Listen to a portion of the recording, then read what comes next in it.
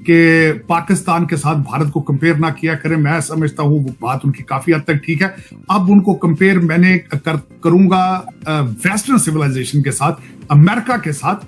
अब जो मैंने दिल्ली एयरपोर्ट के ऊपर देखा है और जो चंडीगढ़ के अंदर चीजें मैंने देखी हैं चीमा साहब, वो चीजें अब अमेरिका के अंदर भी नहीं। तो 3 एलिमेंट्स हैं जो पाकिस्तान की रियासत के खिलाफ बरसरे पैकार हैं, BLA और दाइश और अपनी अपनी हैसियत के अंदर। इनमें कहीं ना कहीं भी आपस में मेल भी है, और ये जो मेल मिलाप है उसकी वजह से वो उन्होंने पूरी बॉर्डर जो है बलूचिस्तान की और खैबर पख्तूनख्वा की उसको एक्टिवेटेड रखा हुआ। पाकिस्तान में बढ़ते हुए दहशतगर्दी के वाकयात आपके सामने हैं। अफगानिस्तान के रास्ते दहशतगर्द आकर अफवाज पर हमले करते हैं। 26 किलोमीटर का हमारा बॉर्डर है जो अफगानिस्तान के साथ लगता है, और वहां पर इंडिया चूंकि इन्वेस्टमेंट कर रहा है, वहां पे सड़कें बना रहा है, प्रेसिडेंशियल पैलेसेस बना रहा है, उनके पार्लियामेंट की बिल्डिंग बना रहा है। तो ऐसा लगता है कि ये वो सूरत हाल है जो कि इवन सदर हामिद करजई और सदर अशरफ गनी के जमाने में भी नहीं थी। और मैं इस चीज का सबसे बड़ा नाकिद रहा हूं, इसका सबसे बड़ा सपोर्टर रहा हूं कि कौमें लीडर लीड करते हैं, लेकिन कौमों के अंदर एपेटाइट होनी चाहिए तरक्की की, उनके अंदर अर्ज होनी चाहिए, विल होनी चाहिए। और वो विल अब मुझे ईस्ट से नजर आ रही है, वो मुझे अब भारत से नजर आ रही है। भारत से पहले चाइना में थी। चाइना ने बड़े शॉर्ट पीरियड के अंदर तरक्की की।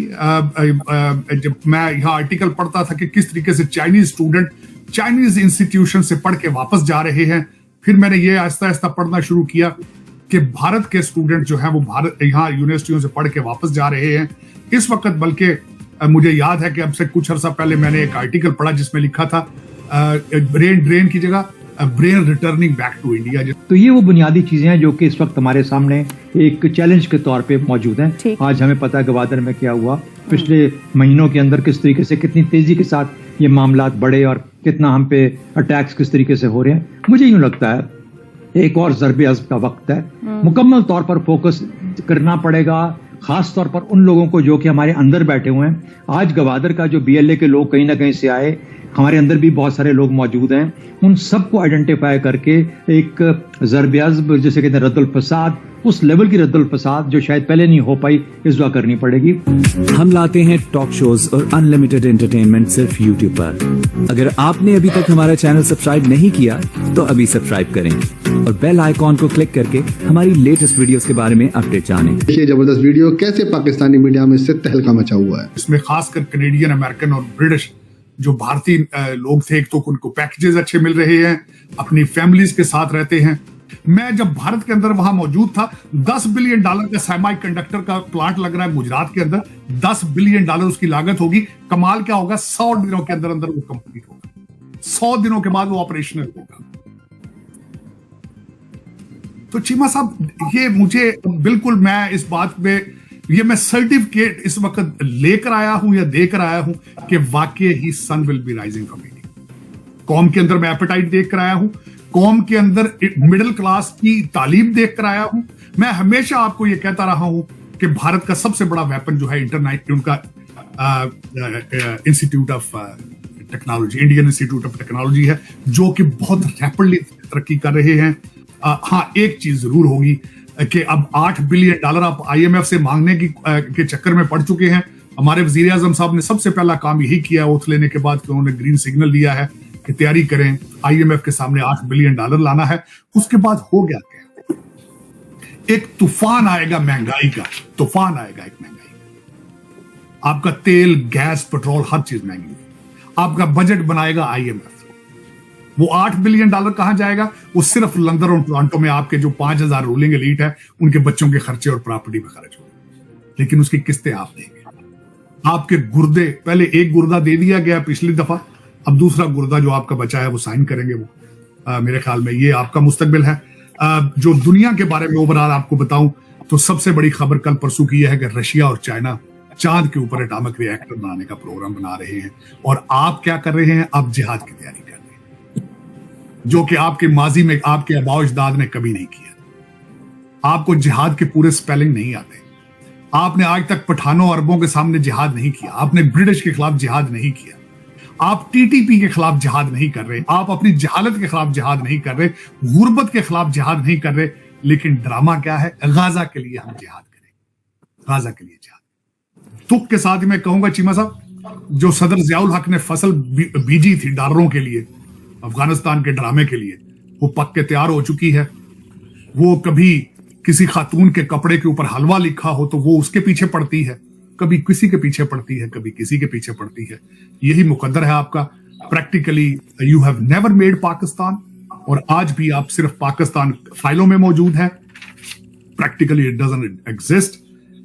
ये सारा फेक सिस्टम, हाइब्रिड सिस्टम, और people have no clue what is their direction. जब तक रद्दुल फसाद नहीं करेंगे और ज़रब्याज़ की एक तरह की एक ऑपरेशन नहीं करेंगे और जहां पे इनकम को खत्म कर सकें, और ये सोचना कि ये कभी मेन स्ट्रीम में आएंगे, मुझे लगता है नहीं आएंगे, क्योंकि इनके जो रवैये हैं, जो इनकी रिक्वायरमेंट जो हैं, जो इनके अहदाफ हैं, जो कंडीशंस हैं, वो पाकिस्तान की रियासत को, पाकिस्तान के मुआशरे को, हमारी हुकूमतों को काबिल कबूल नहीं है। तो मुझे नहीं लगता कि एक जानिब तो आप बात कर रहे हैं ज़रबे अज़्म और रद्दुल फसाद की हमें जरूरत है, मगर मैं आपसे एक बात और जानना चाहूंगी। आपने ऊपर बतौर रियासत अफगानिस्तान की कैपेसिटी की बात की। दफ्तर खारजा का स्टेटमेंट आया कि अफगान अबूरी हुकूमत के कई अनासिर सपोर्ट कर रहे हैं या सरपरस्ती कर रहे हैं।